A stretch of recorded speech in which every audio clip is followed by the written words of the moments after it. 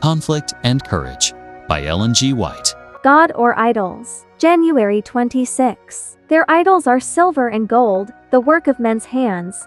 They that make them are like unto them. So is every one that trusteth in them. Psalm 115:4, 8. In the days of Noah a double curse was resting upon the earth in consequence of Adam's transgression and of the murder committed by Cain. Yet, this had not greatly changed the face of nature.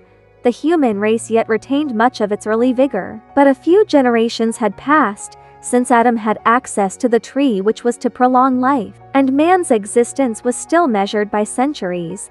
Had that long-lived people with their rare powers to plan and execute devoted themselves to the service of God, they would have made their Creator's name a praise in the earth. But they failed to do this. Not desiring to retain God in their knowledge, they soon came to deny his existence. They adored nature in place of the God of nature. Extensive groves, that retained their foliage throughout the year, were dedicated to the worship of false gods. Men put God out of their knowledge, and worshipped the creatures of their own imagination. And as the result, they became more and more debased. The men of that generation were not all, in the fullest acceptation of the term, idolaters. Many professed to be worshippers of God. They claimed that their idols were representations of the deity and that through them the people could obtain a clearer conception of the divine being. This class were foremost in rejecting the preaching of Noah. As they endeavored to represent God by material objects,